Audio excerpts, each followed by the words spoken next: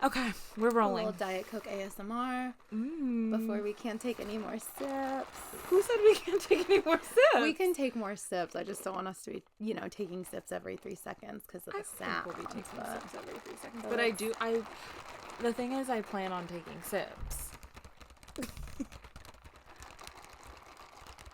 You've really turned me on to it. This is a commentary / ASMR channel now. Yes. All we do is drink really fizzy soda and whisper. What were you saying? I've really turned you on to what? You've just really turned me on to Diet Coke. Diet Coke is... It's like this, obviously not sponsored, but... Yeah, no free sponsorships. Hello. Okay. But they can have this one for free because it's McDonald's good. Diet Cokes are the Diet best Coke. of the Diet Cokes. But very good. Very carbonated, very syrupy. Most delicious. Bubbly. Yeah, so bubbly and good. Are you feeling refreshed and ready to go? I'm feeling ready to go. Let's go. All right. How are you? Any updates? Any questions or commentary for the culture that you have?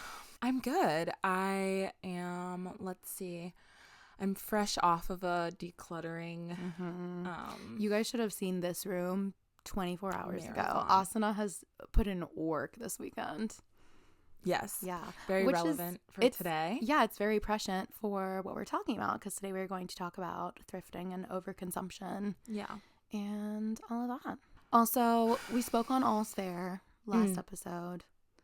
I think we have to give an updated take on All's Fair. Yes. What did you say? I think we've gotten what we need out of it. Yeah. I honestly just kind of like turned it off midway through. We were like halfway through an episode, just like scrolling on our phones. I was like, you know what? I've gotten all I need from this show. Like I thought that it was like such a campy celebration. Like I really was here for it and really defended it because I heard so many people online like talking about it. Do you think the beginning was better? I do think the beginning was better. Yeah. But I think that ultimately it just kind of fell flat because it was trying to do too many things and like trying to be in too many lanes at once. Like spoiler, at one point there's a character who is sexually assaulted and it feels like it just comes out of nowhere. Like it's like at a 10 of intensity. 10 out of 10. Like we were talking about very light topics beforehand. We're talking about like this affair between Allura or whoever.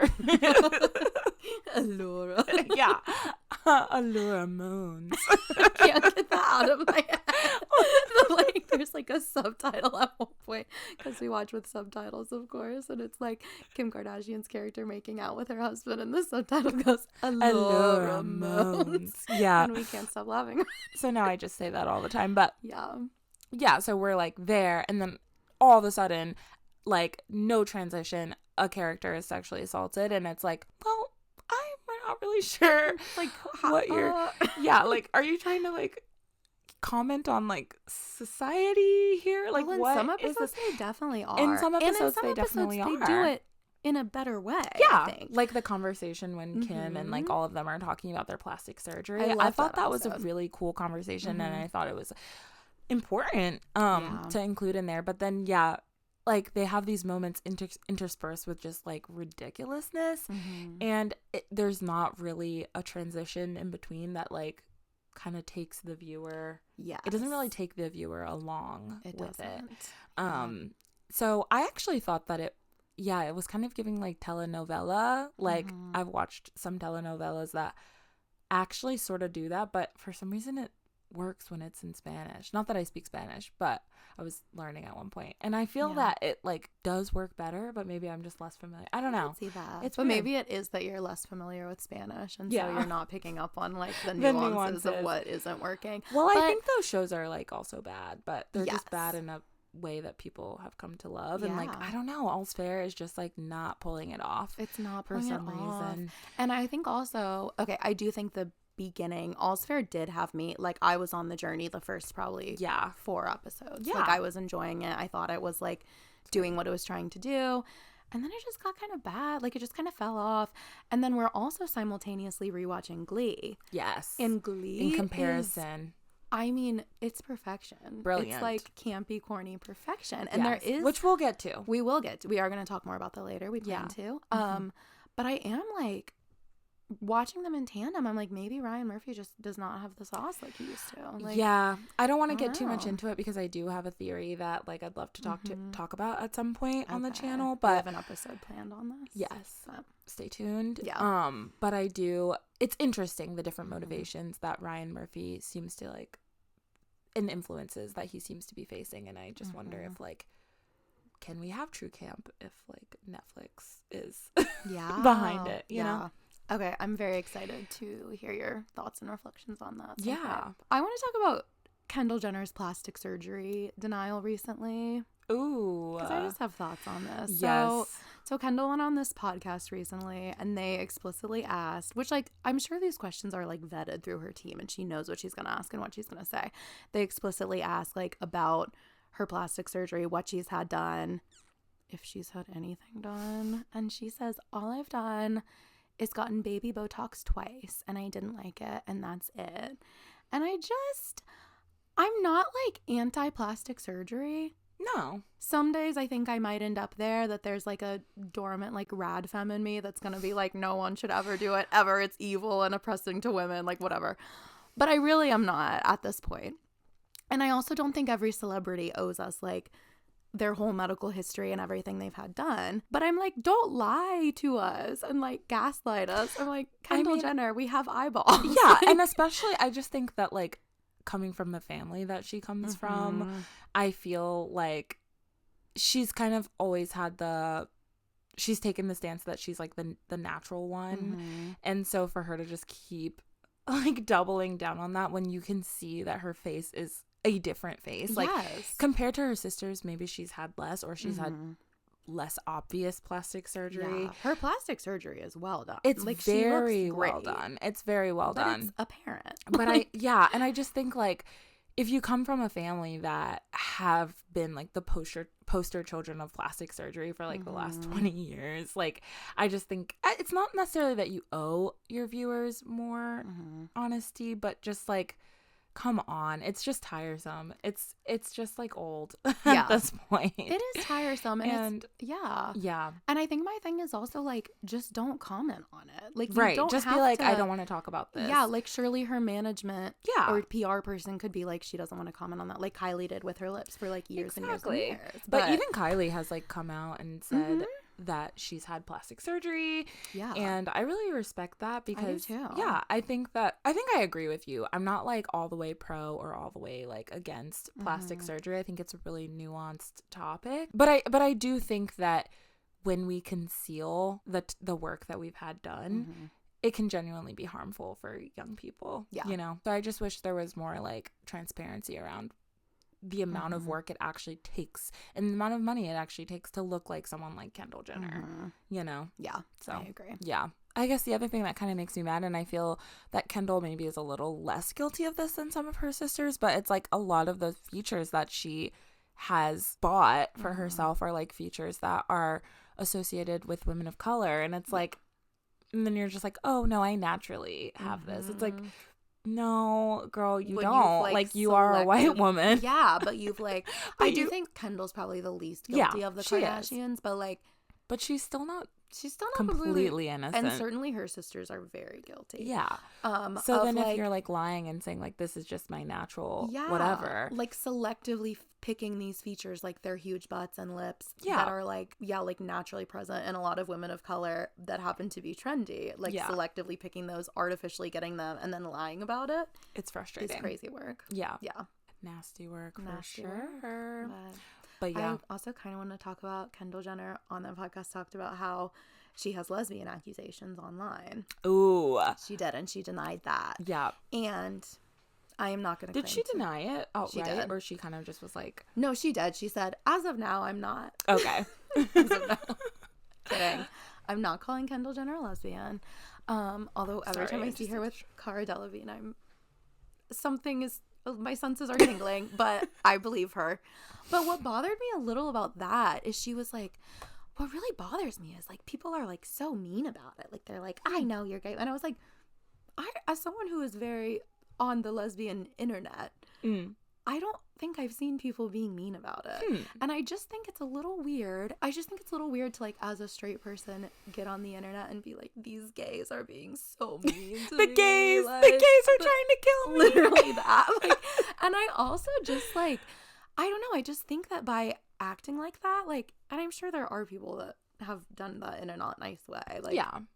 I'm sure there are people that are, like, saying mean things about her because of course they would. Of course they are. But, like, yeah, I just think it's weird to be like, I don't know, you're kind of, like, sending the message that being gay is, like, an inherently bad thing. Yeah. And it's, like, kind of giving reverse, like, racism vibes. Yeah. It's like, oh, you're bullying me. Like, yes. And it's kind of like, I actually am someone, people are probably going to yell at me about this, but I do love to speculate on celebrity sexuality because I'm sorry, but there are certain celebrities that I just get vibe from. Like, I just do. And I'm like, and I don't really do that publicly because I do feel kind of weird about that. But, like, but I also don't see that as a huge deal because, one, queer people have always speculated on each other's sexualities. And that's actually a huge part of queer culture because, like, people were not always able to be, like, out and proud. Like, it was done through, like, signaling, and still is a lot of the time, and sort of, like, speculation. And I think that's fine unless you view being gay as something inherently bad or shameful. Right. Do you know what I mean? Yeah. So I just think it's very weird, as it's weird of her, and I don't like it. Yeah. I get what you mean. Like, to just be like, yeah, like they're attacking me, they're bullying me. It's like kind of putting herself in the, like, victim seat. Yeah. When it's like, girl, this is not gonna ruin your billions. Like, this is nobody is coming for you or your billions of dollars. Like, also when I'm like, this person gives me lesbian vibes, that's a compliment. Yeah. I'm like, I say that about Kendall all the time because I think she has the best style. Right. And, like, yeah, I don't know, I think she's exactly the coolest. Like, honestly, I think gay allegations are, like, a good thing. I agree. Yeah. I think it means that there's a community of people that, like, think of you as one of them and they are ready to accept you. Yes. That's not a bad thing. That's a good thing. Yeah. So. And Kendall said, she was like, it's never like, get in here, we welcome you with open arms. Like, it's always like, you're gay and I know it. And I was like, that is not what I have seen. Yeah. I speak for all lesbians in the world. We would welcome Kendall with open arms. Every single lesbian would welcome Kendall with open arms. Every single one. On behalf of the entire community. Yeah. Yeah. Is there anything else, though? I feel like there's more. And anything I just can't. Topical? I've been under a rock. It's because we're so offline now. We both downloaded Opal and we're really not on our phones. No, I really haven't been. I mean, I guess I could talk about that. Yeah, how's that been? How are you feeling? I'm feeling much better. Wow. It's like, it's almost like scrolling on Instagram. Like, it's like ruins bad for your brain. It's like bad for my brain and, like, ruins my self-confidence. I know it's like a reductive take to be like, it's the phones, but, like, it really is them damn phones. It's like, it's kind of always them damn phones. Yes, and I feel so much happier. I know. No, the days that I cheat on Opal a lot, and, like, I don't know if it's like a slow day at work, I'm like scrolling on TikTok or whatever, you know, and the days when I do that a lot, it's like I feel noticeably worse. Like, I feel noticeably less happy and, like, more anxious and just, like, yucky and bad about myself. Yeah. Not only like, because of the act of scrolling, but just, like, the comparison, you know, the social comparison. It's not natural. I don't think we're meant to be seeing other people at their best 100% of the time. We are definitely and, like, not. Seeing the people that you went to high school with, like, thriving, jumping off of a yacht. I mean, of course, I want to see people thriving, but I don't think I'm supposed to see the highlight reel 100 times a day, or, you know, the lowlights, because on the flip side, it's also unnatural to see people that I went to high school with and haven't seen in a decade talking about, like, really intimate, traumatizing things that they're going through, and it's like, I don't think we were meant to experience that. I never knew you. Yeah, but I also think it's probably, like, I think it's a weird experience and probably not amazing for our brains to be experiencing things and, like, having information on other people that we should really only have about, like, our closest friends conveyed in a very intimate way. Yeah. And we're receiving it in this way that's just, like, projected to the world. Right. Like, it's so strange. I don't know. There's just so many things about social media that are, it really is, like, such a noticeable one-to-one correlation to me of, like, when I am on Instagram a lot, I have a worse day. Yeah. Like, it's just so predictable and obvious and yeah. And the thing is, like, other social media sites don't really give me that same feeling in quite the same way, I have to say. Like, it's not like I don't feel lovely after scrolling on TikTok, but I don't feel like deeply depressed in the same way, to be honest. Really? So like Instagram specific? I think it's specifically Instagram because of what you're and Facebook because of what you're saying. Like just seeing people that are like my vague acquaintances, like and seeing and like knowing what they're up to all the time, like fills me with a particular sense of like existential like dread. Yeah, it's really that makes sense versus TikTok where it's like for your mostly pages, people that I don't strangers. know. Yeah, that makes sense. It's interesting. I mean, I still don't feel great. Like I obviously can get into like a fugue state, like just scrolling TikTok. Oh yeah, that doesn't feel good. No, it doesn't. But I don't feel as like deeply unwell, if that makes sense. No, it does make sense. Yeah. I don't know that I've like paid attention to if I feel worse based on like the social media I'm using. Interesting. Yeah. Although Twitter Actually, except for like Twitter, because Twitter is its well, and especially now that it's X.com owned by Elon Musk, and I'm getting ads trying to recruit me to join ICE. It's a very different place. But I think even prior to that, Twitter was like a uniquely sort of like, I don't know, just filled with a lot of sort of like doomer takes and like gloom and doom and like literally every single person I hear talk about Twitter is like, I hate this place. Get me out of here. Yeah, like, I'm dying. Like, and like the Twitter brain rot is real. Like I feel like I had to really get off of it because I think it was sort of like affecting genuinely how I like viewed the world. Wow. And I also think that Twitter, because of the nature of it, I think when it started it was like a 70 character limit per tweet, and now it's like 140. But it's obviously like strictly like short form content, and I think that rewards like the hottest and least nuanced takes possible, and so like it just negative becomes content too. So it just becomes this like, even for social media, it's like it seems to be like an extra polarized sort of like less nuanced place. Wow. Yeah. So throw your fucking phone away. In conclusion. Yeah. What's that Lorde lyric? She's like, throw my cellular device in the water. I don't know it. It's solar power. But I do like solar power. Yeah, it's great. But she I'm a solar power defender. That's a hot take that I have. No, I think that was a great album. And guess what? I have always felt the way. I liked it on the first listen through. Me too. And I did. You guys who I said, Lorde's trying something, were like and fake I'm here for and it. tried to come around later and say that you liked it. Get out of here. Yeah. But someone commented on that and was like, Lorde is so the kind of person who would call her phone my cellular device. Yeah. Which is so true. I love her so much, but she's so corny sometimes. Yeah. Yeah. But that's okay. I'm corny too sometimes. And I think there's something great about being corny. Yeah. As I said in our last video, like releasing cringe means allowing yourself to be corny sometimes. And I think that corniness is so often like genuineness. Yeah, it's earnestness. It's earnestness. That's the word. I don't think genuineness is a word. But, maybe not, but earnestness is the word I was searching for. Yeah, corniness is earniness. I'm done. We've been talking for too long. Should we get into the topic? Maybe we should talk about, maybe we've yapped long enough. Yeah. We should get into our topic today, which is about thrifting and overconsumption. And this is not going to be a video, obviously, where I'm like, actually, thrifting is bad. And here's why. Like, I'm not approaching it from that. We live in a society. But this is kind of like a reckoning I have had within myself the last few years. And that, like, just something I've had to reflect on, that, like, I think you and I both, like, shop almost exclusively secondhand. Unless it's, like, something very specific that you kind of have to go to a traditional store for. But I don't know, like I had this realization that even though I was buying things secondhand, I was still over consuming. And like, I think a lot of people, myself included, are guilty of using thrifting and secondhand shopping and like the fact that it is a more ethical option, using that as kind of an excuse to just like continue our bad and over the top shopping habits and think it's like, oh, this is totally fine. It's like, girl, at the end of the day, you still have 36 pairs of shoes. Exactly. And you don't need that. So I don't know. I just think that there is like, I think there's nuance there and there's a conversation to be had about it. 100%. Yeah. Yeah.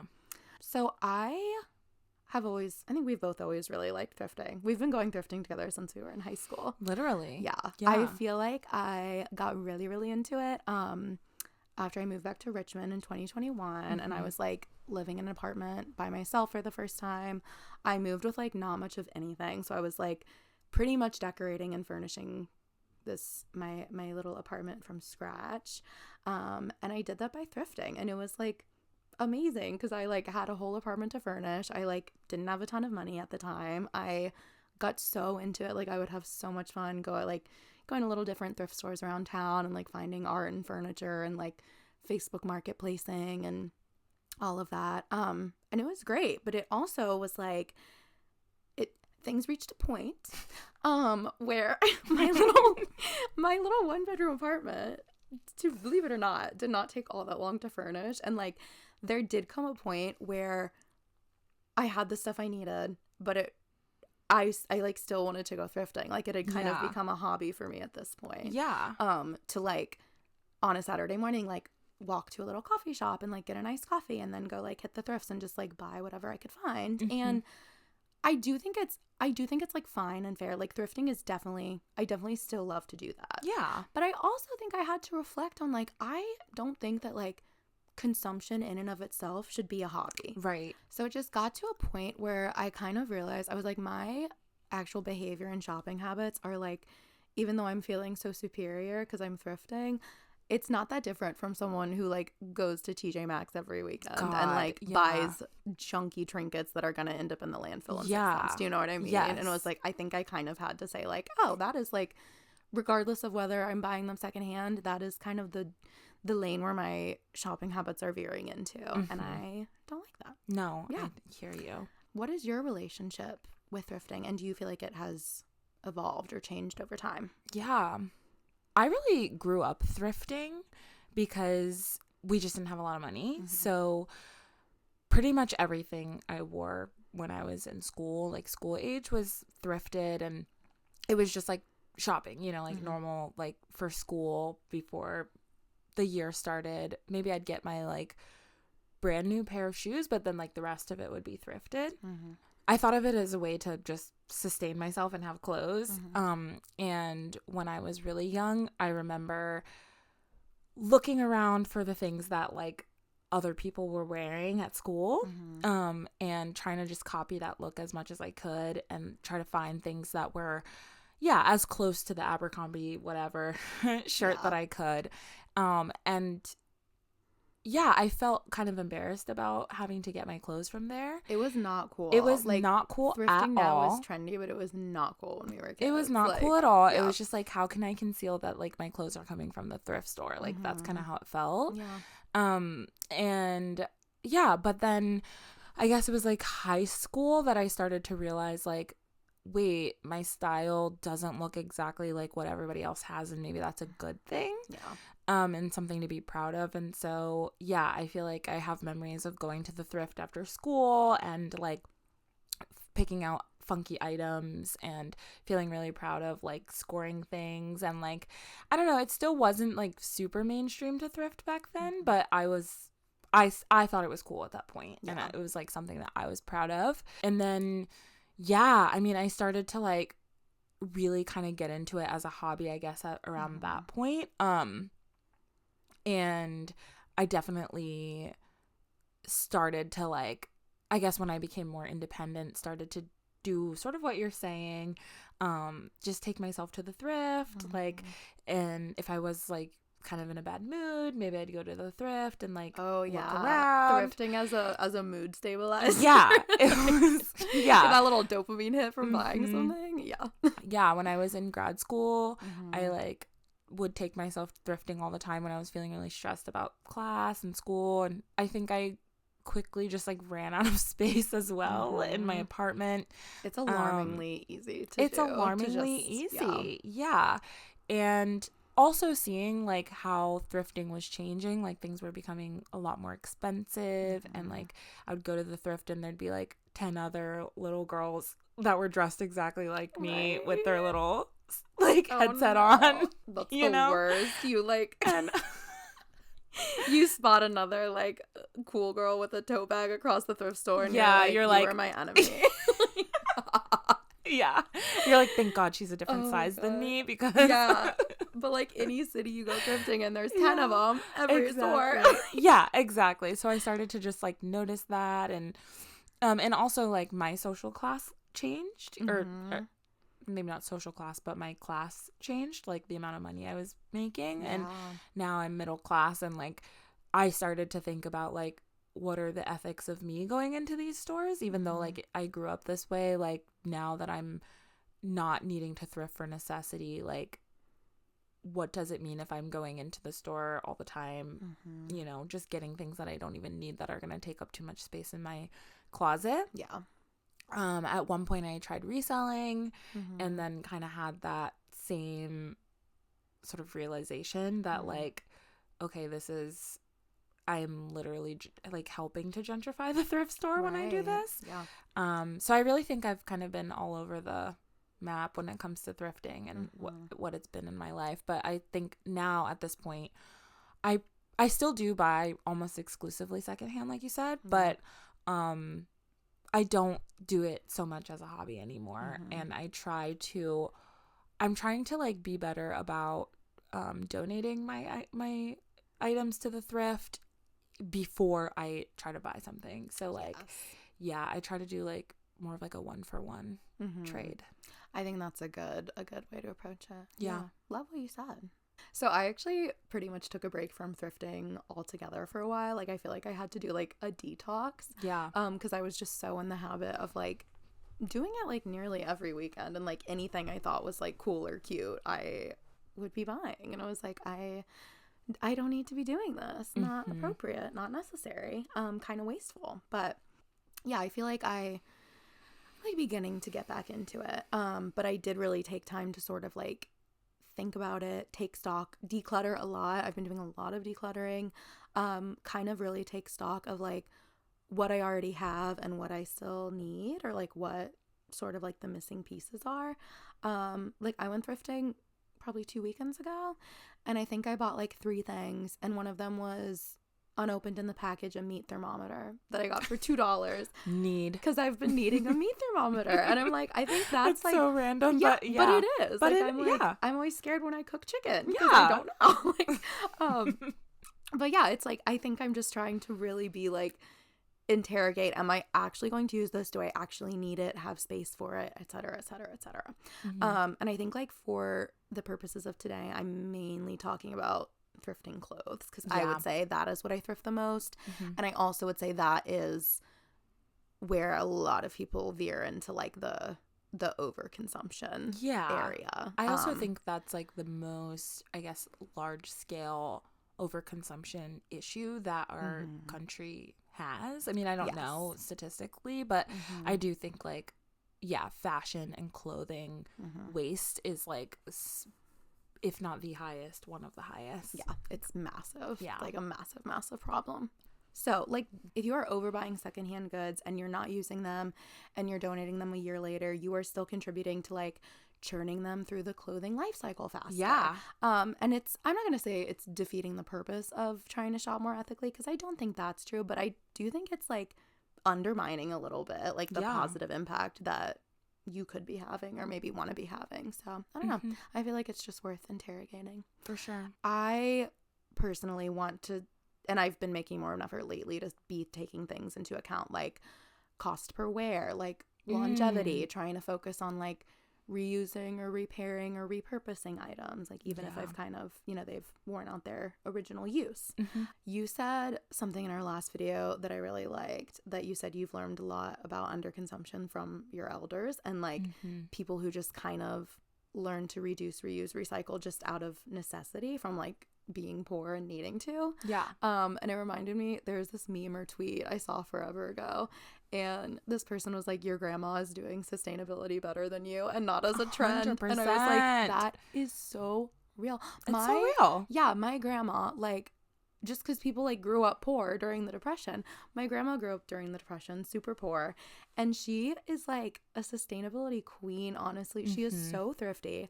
Her and my grandpa, I have this memory of every time they would go out to eat to like McDonald's or something, they would save their little fast food straws and use them at home. That's honestly genius. Well, I was thinking, and I like don't know entirely if I'd recommend that, because probably they were ingesting a lot of microplastics by reusing. Yeah, but the point, very true. Yeah, but the spirit of it is like my grandma buying like a pack of reusable straws on Amazon would be absurd to her. Like that would never cross her mind to do, because she just is like reusing things that she already gets with her little Happy Meal or whatever, you know. Totally. Sorry, her senior meal.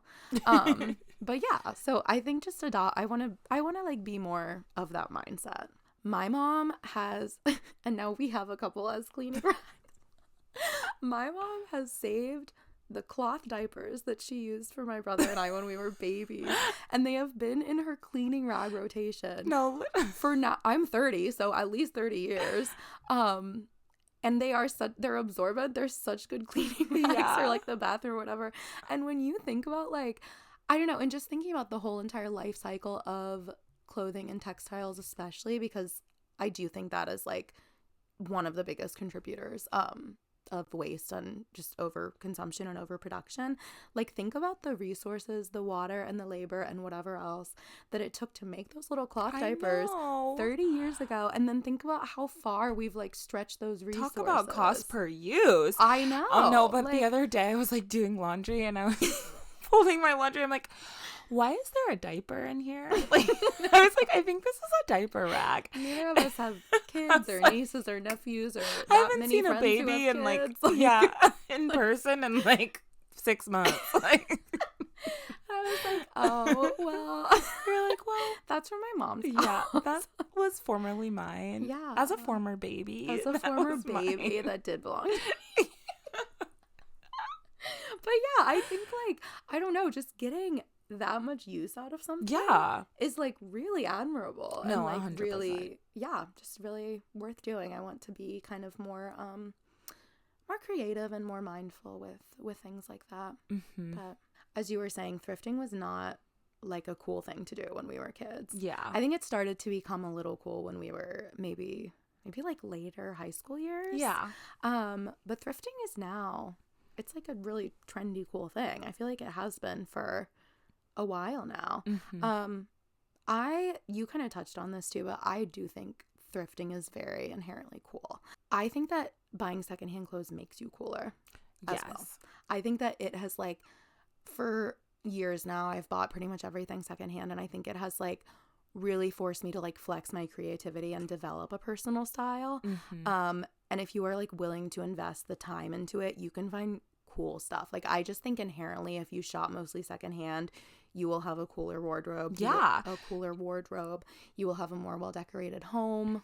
Yeah. I mean, I think if you shop at like Home Goods, you're gonna end up with the same cookie cutter little trinkets and like throw pillows that every girl has pinned on their Pinterest board. And like, I think the coolest thing about thrifting and shopping secondhand is you get these like, you can find these incredibly unique pieces and make your home or your wardrobe look like, just so unique and like such a genuine reflection of who you are. And instead of like what these people are telling you to wear. Yeah, no, exactly. I think that it's so much, thrifting really has helped me honestly discover my personal taste, because you walk into a Target or a Home Goods, and I think it is just, it's actually a much more passive shopping experience, because it's like, here's this little display. We put a focus group together to see, such a good point. Right? Like, we put a focus group together to see how we should arrange this in order to get people to buy it the most. And you're just kind of passively consuming and being told like what's trendy and what to like. And you go thrifting and it's just inherently like a more active consumer experience. Like, you are sifting through a lot of times a lot of junk, and you're seeing things outside the this like curated little store display. In some cases you're kind of having to use your imagination and be like, what could this look like if I like spray painted it a different color? Where in my home would this look good? You're choosing things that you're way more organically drawn to, rather than that are being presented to you. Yeah, and that you have to like think critically about how to use it or to like have it in your space. Yeah. Do you have any items you've thrifted? I definitely have a handful. My favorite things that I own are thrifted or bought secondhand, and they are like irreplaceable. Like it just feels like such a golden fine. Like my little leather bomber jacket that like definitely belonged to someone's dad for 20 years, but it's like so warm. It's broken in. One of the buttons doesn't really work, but like I don't care. It's just, I feel like items like that have so much character. And they're honestly just like worth so much more to me than something that I bought new, even if I had spent a lot more money on it. 100%. So do you feel like you have items for that, or items like that, and do you feel like they hold a special value to you? Yes, definitely. I just mentioned this jacket to you the other day, but there was a jacket that I thrifted when I was like a junior in high school, and it's like reversible, and it's like, it's like corduroy on one side and like, what is it? Houndstooth? Like a houndstooth print. Yeah, like a houndstooth, kind of like wool on the other side. It's really well made. And I got it for like $4 from a Goodwill in my hometown. And it definitely was also owned by a grandpa or a dad. Yeah. But I still wear it. I love it so much. And I've thought about that jacket and like thought about, oh my God, if my house burned down and this jacket was in the house. I mean, I don't even know. Like, I have so many items that I've thrifted like upwards of 10 years ago now that I feel so attached to those items. And I mean, a part of me questions like why I'm so attached to a physical item, but I think it's also about the story that I have, you know, the moments either that I've worn those items or used those items, but also the moment that I found that item. Like, it's definitely a dopamine it is, and it's definitely a dopamine hit, and I also think like that's kind of why it's addicting. But I'll speak on that later. But to answer your question, yes, absolutely. And I would be so devastated if like I lost some of those items. I think like I totally understand, and maybe this is like an ironic point to make when we're talking about overconsumption and anti-consumption, but I remember about a year ago after the California wildfires, I saw this girl had made a TikTok, and she was like, my family and my pets evacuated and we are all safe, and like thank God everyone's safe. My house burned down, and she's like, everyone keeps saying to me like people and animals are safe, like that's what's important, things are replaceable. And she was just saying how she was like, I have a lot of things that were not replaceable, and she was talking about like clothing items that she had like thrifted and gotten from vintage markets over the years, and she was like, my like 1970s real fur jacket is not replaceable. And I'm like, it's simply not. And she was just saying there is like, I don't know, there's like a certain grief that comes with, there's a very real grief, and there is a very real value that physical items can have. And I actually think that I find more value in those special items when I have less.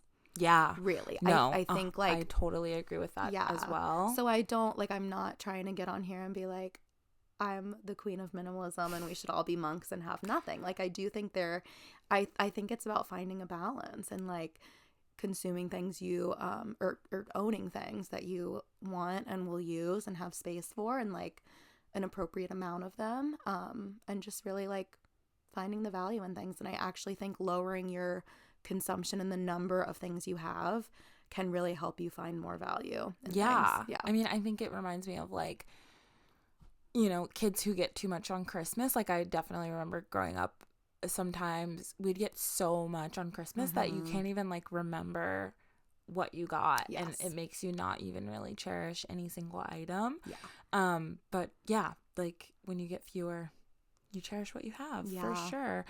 I was like reading on Reddit, I don't know where I read this, but someone was just talking about the idea of like, I guess our ratio, we all have a personal ratio of our input to output, like how much we're consuming versus how much we are creating. And they were just arguing that our society like gives us a really skewed picture of what's normal in that realm. And we're trained to believe that we need to have like really high levels of input in order to have like really high levels of output.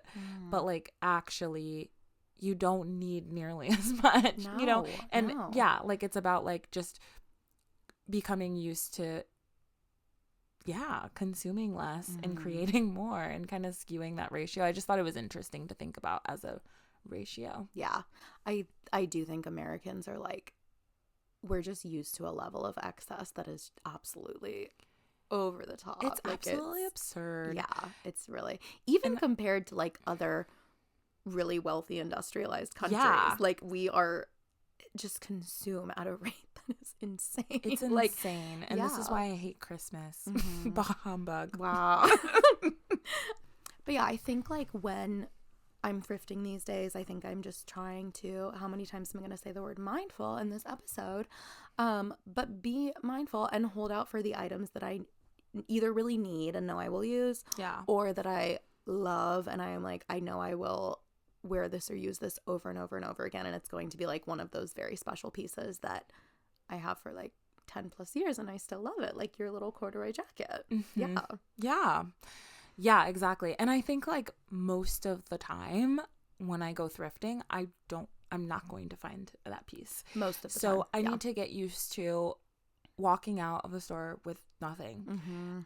Because I think I do feel the temptation to like, oh, I should buy a little thing. And even though it's like not something I love that much, I'm like, well, it's better than everything else I found. Yes. You know, and so I'll get the shirt anyway. But like, how would it feel to be like, no, none of these items are my white whale. Yeah.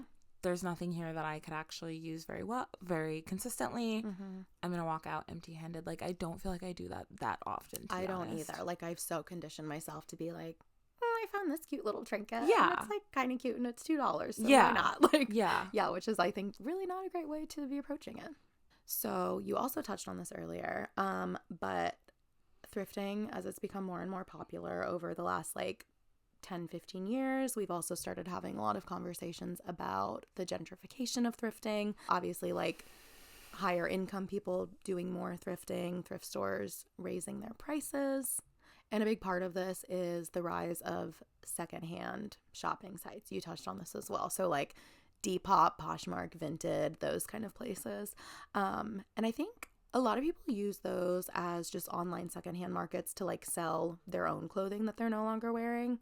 But people quickly figured out that they could buy items very cheaply from thrift stores and sell them for a profit. So obviously that is very time consuming, but it has been like a very lucrative business model for some people. There are a lot of people that like absolutely condemn this. I'm going to take a little more nuanced view on it because I do think it's more complex. Like, I think there are downsides. One of the downsides is this is definitely contributing to thrift stores jacking up their prices. Like, I think as soon as they saw online what people are willing to pay for these items, they're like, we're going to take that opportunity and we are going to charge you more. Like it, as we were talking about Goodwill, like it's not uncommon now to see a handbag or a pair of shoes there now for like 30, 40, 50 bucks. Right. And that was unheard of. That was unheard of. Even a decade ago. Yeah. Like when I was growing up, everything was priced consistently at thrift stores. So all shirts would be $2.50. All pants would be $3, whatever. Yeah. You know, it was not like, oh, this is like a whatever brand, you know, so I can charge it. We're going to charge $30. Like that's not how it works. No. So that whole side of things has completely changed. Yeah. And that sucks because that's pricing out a lot of people who like actually rely or previously relied on thrift stores for clothing and home goods and necessities. Yeah. And I feel like people make the argument that like, well, those people like don't necessarily need an Abercrombie shirt or they don't need like like Nike shoes or whatever. But I feel like, and that's true, like you're right, when you're like actually shopping for absolute necessity, no, you don't need those things. But poor people also want to like be stylish and cool. I and literally like, have in my notes, poor people deserve nice things too. Hot take, I know. Excuse me, like, excuse me, like, yes. I don't know. I'm just like, people deserve to like have dignity and wear the things that make them feel good and just, like look cool if they want to. And especially as someone who like grew up needing to thrift, like it meant so much if I could find the version that I was looking for in the store. Especially as a child and like a middle schooler trying to fit in. Like, yeah. I don't know. I just hate that argument because I think it's that what I think is this like very American argument of like, if you're poor, it's your fault and you should take what you can get and all you should eat is gruel. All you should eat is gruel. You should wear rags and eat and eat gruel all day. If you're poor, you're allowed one piece of rice per month. And you have to look very sad in the when you stand in the line to buy it with your food stamps. Yeah, exactly. You're allowed one soft smile. Which like that just sucks. Like I do think that people who rely on thrift stores for necessities should be able to have clothes that they actually like and that are like in good condition. And like, yeah, it does suck that in some areas people are being priced out of that. And the other issue with this is in some areas, I feel like this is very true in our city. If you go to any thrift stores that are like in the city, especially near the college campus, they're just so picked over because resellers have picked out a lot of the nice, stylish, good quality items to sell at a markup. So like that's kind of just contributing to the same issue where like people who are relying on these stores are just really either being priced out or just like beat out of the really good quality things. And yeah, I think that's a bummer. So there are reasons why I think that practice is like a little ethically questionable of like flipping clothing from thrift stores, but I feel like I can't like out and out condemn it because thrift stores are also inundated with things. Thrift stores are getting so much more merchandise than they can sell, than they can even sort. Yeah. I don't know. Goodwill, have you ever been to the Goodwill bins? Yes. Okay. It's a crazy experience. It is it's just like a massive warehouse just getting bins and bins of things every day. They sell them, I want to say like $7 a pound. And that's just their overstock. So it's just like, I mean, I think it's truly hard to fathom like the amount of goods that we're like consuming and getting rid of just pretty thoughtlessly. Yeah. So I think I kind of feel that like if people are willing to pay a little bit more of a premium to buy things secondhand from like Poshmark where it's like a little bit more curated, at least it's not going in a landfill. Truly. Like, and I sort of land there as well when I really think about the issue on like a grand scale because I'm like, and the other thing that I think about is that when someone's curating those items, it is a lot of work. Yeah. It's not easy. No, it's not. And I do think there's an art and a skill like to be able to being able to curate like a vintage pop-up or like a secondhand store that feels cohesive. Like that in itself is work that deserves to be compensated. So I think I tend to agree with you. There's also I've seen some like creators on TikTok will do these like thrifted style boxes which I think is cool. That's like really it's cool really and cool. Creative endeavor to like they'll have someone send in like their Pinterest boards and kind of like what their style is and the vibe they want to go for and their size, and like create a thrifted style box for them. So I agree. I think there can be like a lot of just like creativity and artistry and like work that goes into that. And I think it's a little reductive to like across the board say that it's not a good practice. And getting into just the overabundance of items in thrift stores, specifically clothing and textiles. So Goodwill specifically, most of what it doesn't sell is sent to the bins, which is really just like a massive warehouse full of bins and bins of stuff. And they sell, I want to say they sell clothing for like $7 a pound. Have you been to the bins before? Yeah, a couple times. It's crazy. Yeah. I would go again. I would bring gloves this time. It's kind of a crazy It's a little experience. grimy. It's a lot grimy. Yeah. Well, it's the clothes or the items as they got them, like before they've processed them at all. Well, they don't wash them or anything. What? Wait, what do you mean? Like they're not, I mean, they're grimy because like if people donate them grimy. No, I mean like, yes, I know. What do you That's mean what I'm then? saying, before they process them. What do you mean by processing them? Like wash them. They don't wash them. Wait, until ever? They don't ever wash them. Wow. Yeah, that's why they say you should in order to I thought they like steamed them because no. they like smell like very specifically like Goodwill. That's why they say that. I think that's just the musty Goodwill smell.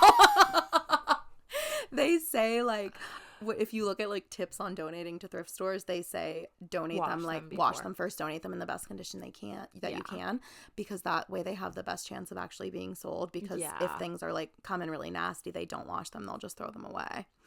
Yeah. Okay. So can be very nasty. Yeah. Yeah, they're coming in like off people's sweaty backs sometimes, probably, which is amazing. But yeah, so Goodwill sends most of their unsold merchandise to the bins to try and sell it there. If it doesn't sell there, they will often send it to auction to have another chance to sell. And then if it still doesn't sell there, it is usually either sent to the landfill, or something else that the U.S. loves to do is to ship our used stuff off to other countries, often in Africa or Latin America.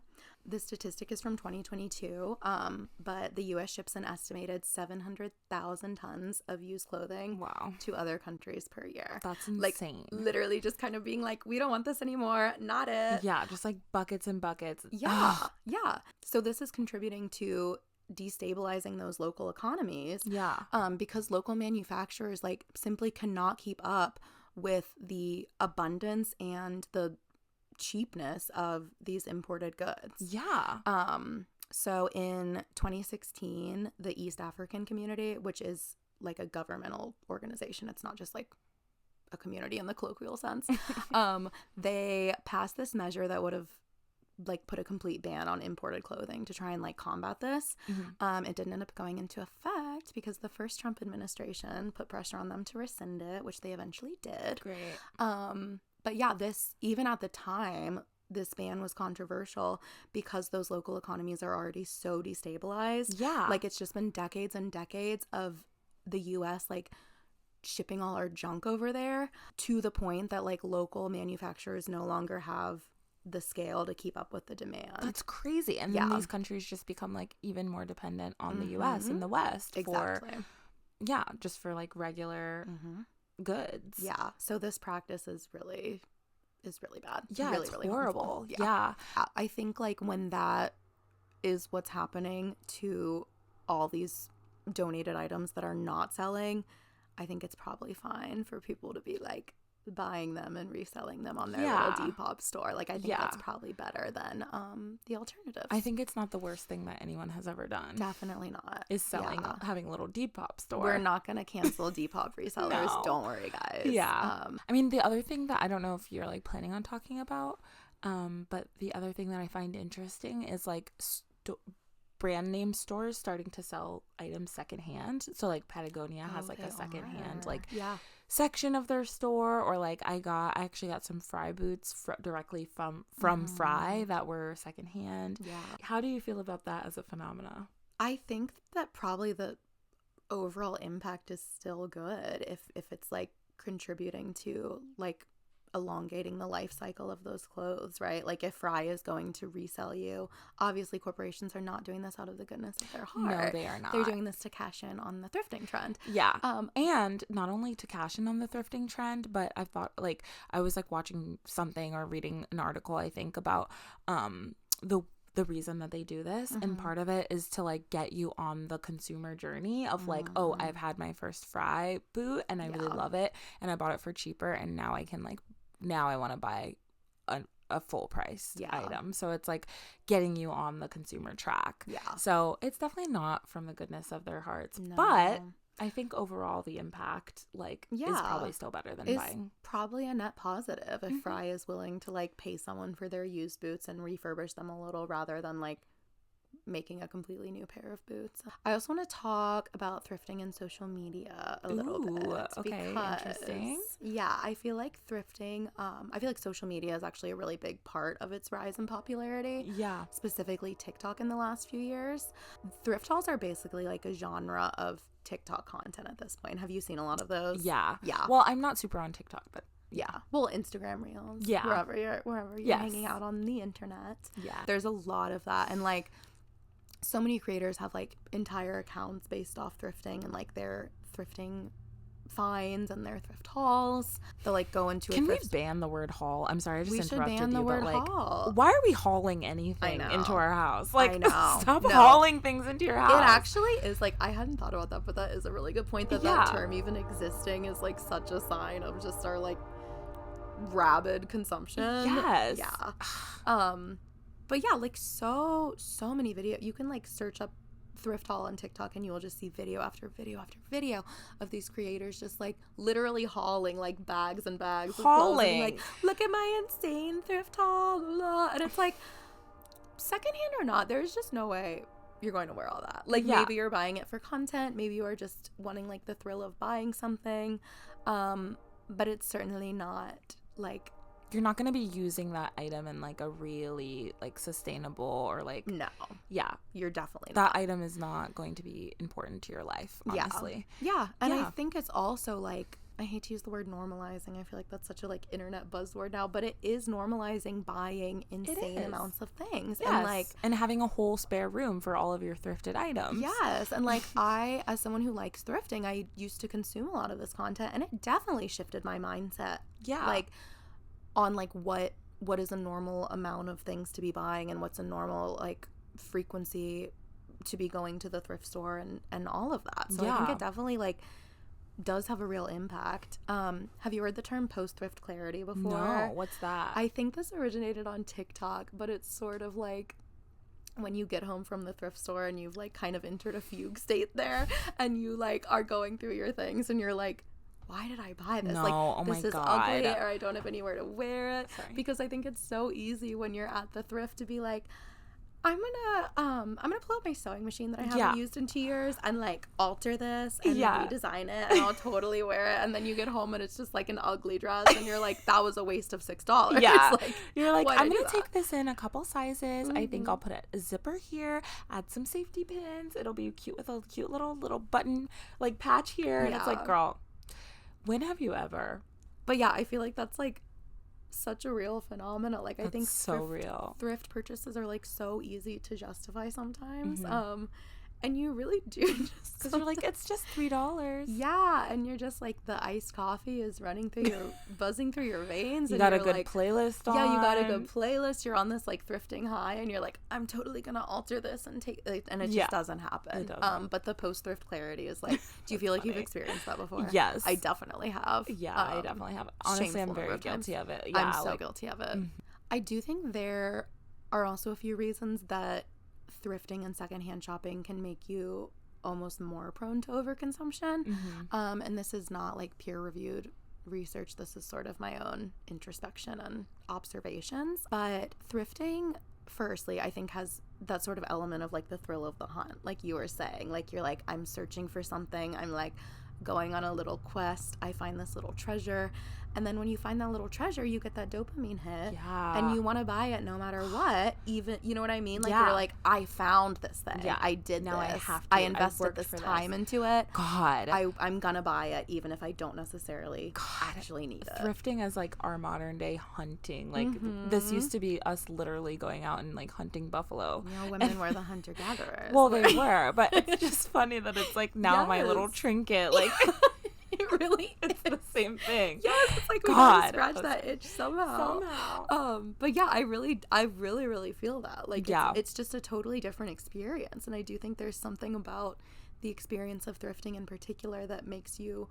want to like buy things, and then also things are cheaper, so it's simply just like way easier to justify something that is $6 versus something that is $60, even if you're not entirely sure if you're really going to be using or wearing it that much, you know?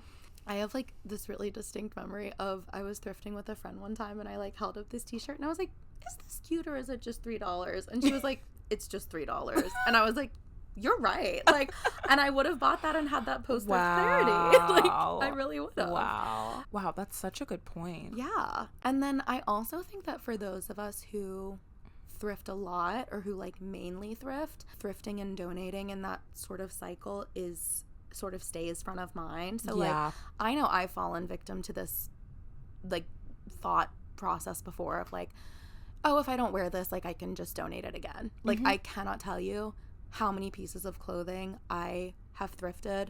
They've sat in my room for a year. I've not worn them. I've sent them right back to the thrift store. 100%. Like, an embarrassing number of that. And it's like, is that the worst thing in the world? Like, no. But also that could have just, like, stayed in the thrift store and gone to someone who would actually wear it and might actually need it. Yeah. You know? Yeah. Oh, my God. I try to think about the next person. Like, I think lately I've been trying to think about, like, all right, this is not exactly, it doesn't look like it's going to fit me very well. It is very cute. I don't think I'm going to actually wear it because it's got this weird thing.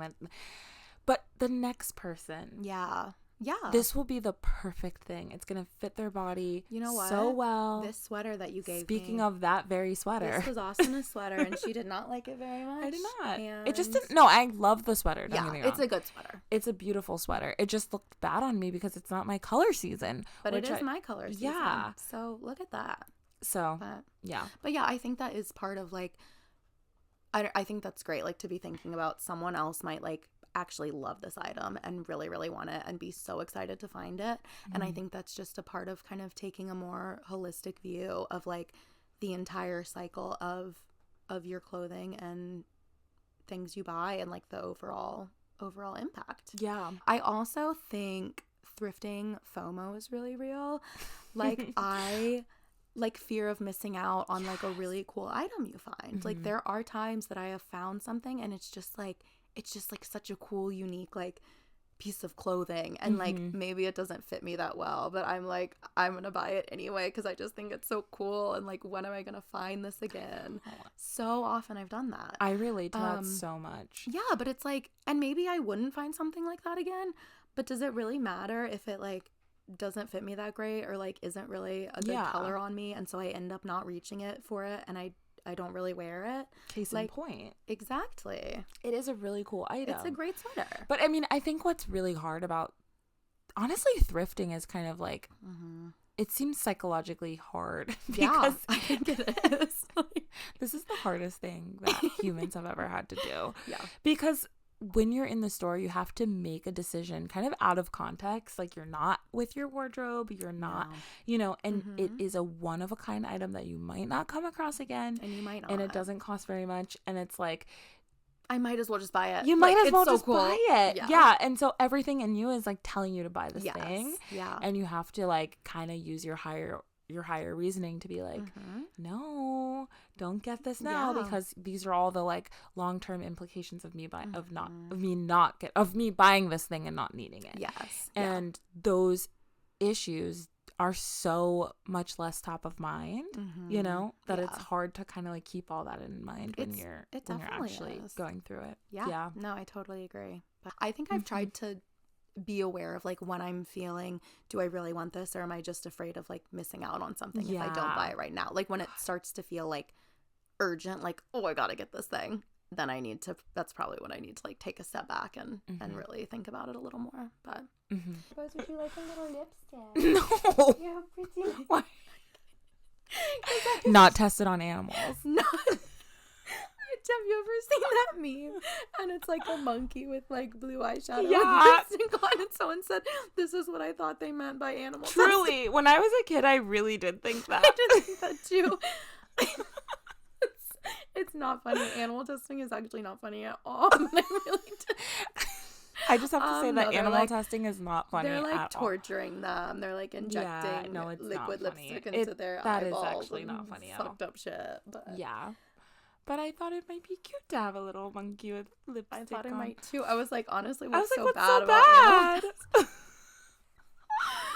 Oh my god. Have you seen, there is a dog that I have seen on TikTok, and her owner will like do her makeup. Like, she'll just take her brushes and kind of put them on her little cheeks, and she sits there like, that's really cute. And I feel like Topaz would do that. Topaz would do that. Would you like a little makeover, Miss Topaz? Okay. Back to our topic.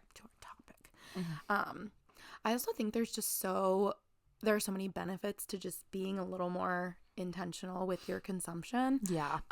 One, you're obviously going to save money. Two, just having less stuff is a good thing. Yeah. I think very often we think that we love having stuff when what we really love is buying stuff. And it's like, having the stuff, unless it's something you really, really love, is actually not that great. Yeah, it's like pretty cumbersome. It's pretty cumbersome. It's like you have to move it. If you move, you have to figure out where to store it. Yeah. Clean it, take care of it. You have to figure out how to get rid of it when you no longer need it. Like it's honestly, I don't know. It really bogs you down, like physically as well as like mentally and spiritually. Honestly. Yeah. Yeah. And lastly, I don't remember who this creator was. I will see if I can find her and like link this in the comments if I find it. But I saw this girl on TikTok talking about how she felt thrifting she feels like it's kind of an exercise in mindfulness. And I really think that can be true. Like in order to do it well, you really do have to be like very present and like intentionally observing what's in front of you. You're like engaging multiple senses. Like when I'm thrifting, I'm not just like looking at an item, I'm like feeling it. Like, does this feel well made? Is the fabric good quality? Does this have like a weird smell that's maybe not gonna come out? You know what I mean? Yeah. So I just really, as I said, I don't think I have always approached thrifting that way. Like I do think there are times that I've like entered a fugue state and come home with a bunch of stuff that I don't really want or need. Who hasn't fallen victim to that? Yeah. But I really love the idea of sort of like intentionally approaching it that way. No, as like I agree. A way to sort of practice being really present and mindful. Yeah, I think that's really beautiful actually, right? And totally real. Like I think that point makes me realize what felt so cathartic about thrifting when I needed to like escape a bad situation, you know, to use. I'm not arguing for using thrifting as a way to emotionally cope, but I do think it's important to kind of like be reflective about the aspects of thrifting that do feel positive for me, and to be able to do that in a more like manageable, thoughtful, considered way. Yes. Yeah. I think that, and then I think like being really specific and kind of interrogating why it can feel so cathartic to us can also help us to like replicate that in other ways that aren't necessarily like so consumption driven. Yeah, exactly. So, like maybe going on a walk and like paying attention to what you see there, and you know, what you smell in the park and those kinds of things. Like it doesn't have to be buying something. There's also like there's this really beautiful vintage store near us that I love, and a lot of it I'll buy like the occasional little trinket from there, but most of it is just like out of my price range. Like it's just full of like really gorgeous mid-century modern furniture that's selling for thousands of dollars, and like artwork, and sometimes I will go in there and just sort of like treat it like a museum. Like I just am like going in and like looking and observing and like seeing all these really beautiful things. I'm like, that can actually, sometimes you can go to the thrift and sort of have the same experience and not actually have to buy anything. Yeah. Like just because you find something that's like really lovely. I don't know. I didn't start doing that intentionally. I started doing it because I can't afford to buy things from that store. And it made me realize like you can sort of have that similar experience and like experience a lot of the things that I love about thrifting without actually buying something. Like every time you don't have to buy a little cute item that you like every time you find it. Yeah. And that's actually not always the most important part. Right. Like just because you come across a cute item, like sometimes the best way to enjoy that item is not necessarily to purchase it and then put it in a closet or like you know, and never wear it. Yeah. It's actually kind of disrespectful to it's like kind of disrespectful really beautiful to that little treasure you find if you think about it. Yeah. And like when someone else might really cherish that. Right, exactly. Like maybe the way to honor that item is to kind of leave it be and like let the next person come and find it for themselves. Yeah. Wow, I really love that point. Yeah. That's very Buddhist, I feel. Thank you. Yeah. Thank you. Yes. You sound like a wise sage. I'm a wise old sage. Yeah. I have cracked You're the 102 code. years old. I'm 102 years old. You guys should all listen to what I have to say. But yeah, I think that, again, not saying that I am a wise old sage and that like we all need to Marie Kondo our whole lives and be like absolute minimalists, because like I'm definitely not. We both, I think, still love a little trinket. Like I would not call either of us minimalists. I would by call us any stretch of the maybe imagination. Maximalist. Like, I think that we are maximalists. On the spectrum, we're far more towards maximalists. Yes. Then. But even that, and like as I said earlier, I do think there is like a certain joy in owning certain items that you really value and that really bring you joy. And I'm not going to rob myself of that. I don't think I want to rob anyone of that. But I think just like noticing that there is a difference, even if it's a silly little trinket that doesn't really have a function, right? It's like, is that little trinket sitting in a box somewhere in the back of my closet? Or is that something that I found that's really special to me and it's sitting on my dresser and it makes me smile when I see it every day? That I actually do have space to care for properly and to showcase and to have other people come into my home and enjoy. Like, do I actually have the space to like accommodate this item in my life? Yeah. And there's a big difference. And I think it feels very different to me and like much more rewarding to consume things in that way and sort of with that in mind. Wow. But I like that point. Yeah. That is all I have for today. Do you have any final thoughts or reflections? Wow. I mean, yeah, I really think that mostly I just feel this is a really nuanced topic, you know? Yeah. And I think like we kind of didn't come to one grand conclusion because there really isn't one. There's not. I think it really is just about being mindful and I think like just appreciating what you already have. Definitely. And what you can make space for. Yeah.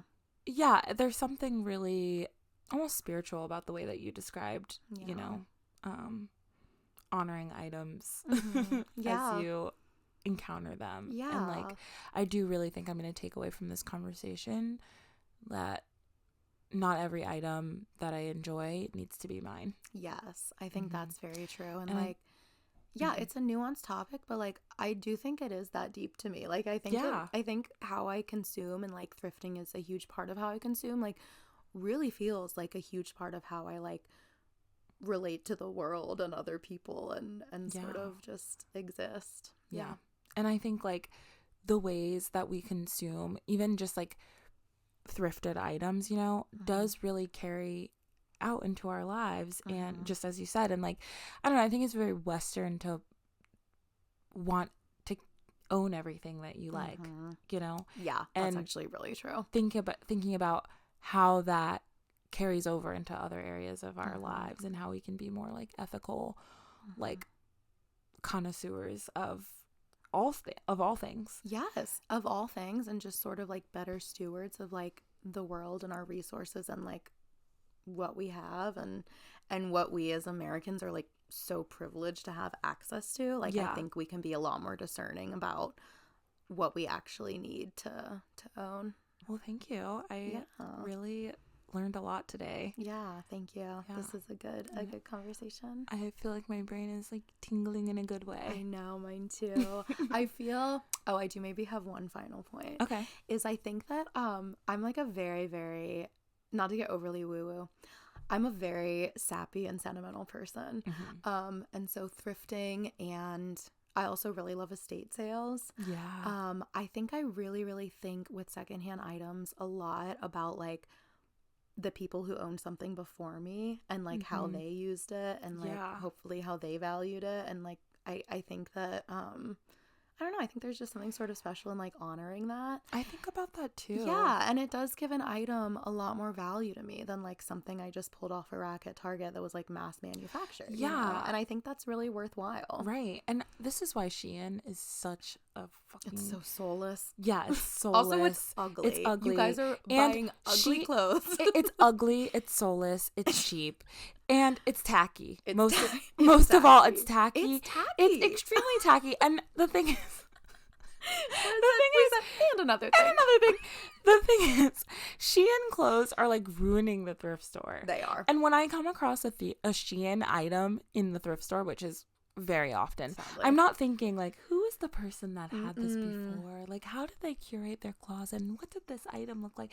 No, because I know it was just some person who owned this item for 7 seconds, and then they wore it once and they decided to throw it out or to give it to Goodwill after it was manufactured by someone in Indonesia being paid 6 cents an hour. Yeah, exactly. But I think like, you know, when you do find those special items that you can tell were well worn and well loved, it's really cool to like think about how the person before you used that item and who they might have been, and that they could be someone so different than who you are, and like they still found value in that item. It's really cool. Yeah, and that I can repurpose it, you know, and give it a new life. Like I think that's so beautiful. I love that. One of my favorite pairs of jeans, all of my favorite jeans are from the men's section at a thrift store, like all of them. Yeah. I love that they go by waist size rather than whatever women's sizing is doing, which doesn't make any sense. But yeah, one of my favorite jeans. Also, so many of my clothes belong to someone's dad for so long, but it has like a little imprint of a dip can in the back pocket. And I love that so much. Like it really, like every time I wear them, I like think about whoever this man was who probably wore them to work for however long before me, and like now I own them. And like you were saying, just how like how different we probably are, and yet we're like finding value in the same item and wearing it and loving it, and it's just cool. I really love that. Thank you so much, Cece. That was fun. Thank you. This was fun. And thank you for watching, if you're still watching. Thank you so much for watching. We will be back in 2 weeks with another episode. We're going to be posting every other Monday. Stay tuned.